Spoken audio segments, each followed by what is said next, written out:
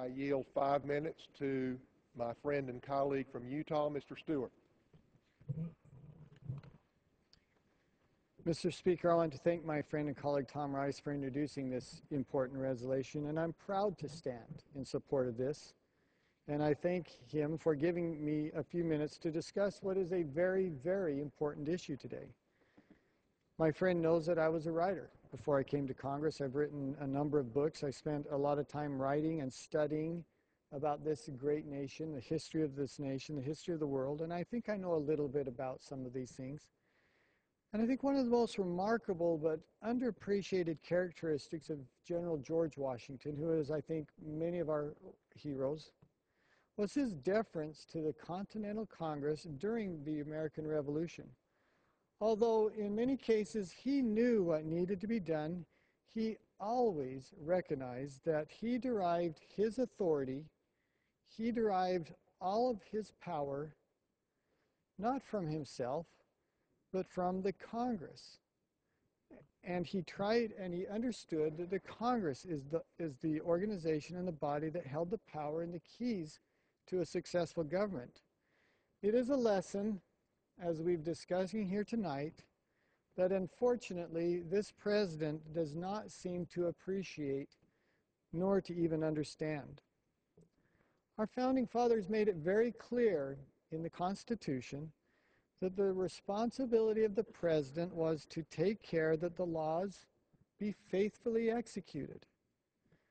Faithfully executed, not selectively chosen, not preferred or some of them ignored, faithfully executed. It is his constitutional responsibility. But time and time again we have seen this president ignores this constitutionally mandated responsibility.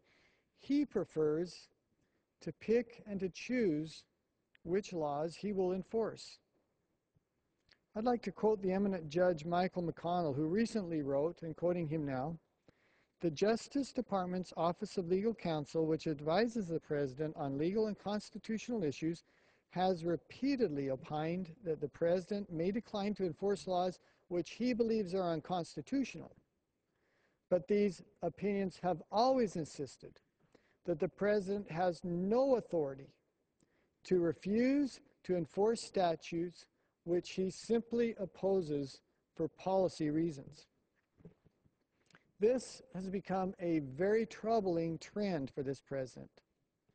He has, as my friend has already pointed out, among other examples, already declined to enforce immigration laws against a large number of illegal immigrants. He has chosen not to enforce work requirements that Congress mandated as part of the 1990 welfare reform programs, programs which had broad bipartisan support and which everyone recognizes were very successful. He has chosen to change the congressional requirements that states must meet under No Child Left Behind, and in none of these cases did he say he believed the laws were unconstitutional. He simply disagreed with the policy and so refused to enforce those laws.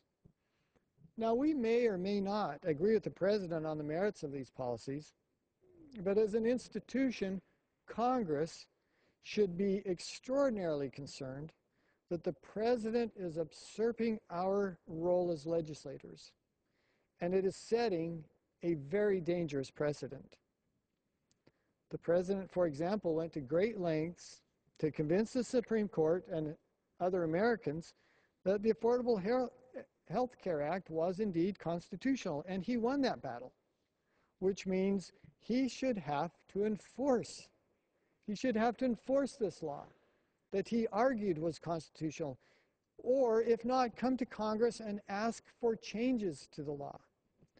But over the last few months, we've seen numerous delays and exemptions to Obamacare without any input at all from Congress. Now, once again, regardless of your views on the merits of Obamacare, the president's actions should make everyone who respects the separation of power and the role of the executive very uncomfortable. Can you imagine if Governor Romney had been elected president and on his first day in office he had said, "I'm going to delay the employer mandate"? Do you think any of my colleagues from across the aisle would have supported him in that? Or imagine if he had said, as again was illustrated before, I think that capital gains tax is too high. To get our economy going, I'm going to just not enforce the capital gains tax for a year. I mean, if he had done that, heads would have exploded all over Washington, D.C. And why would that have happened? Because he doesn't have the authority. The Constitution forbids it. We have a president, not a king. I don't want this president to act that way. I don't want a Republican president to act that way.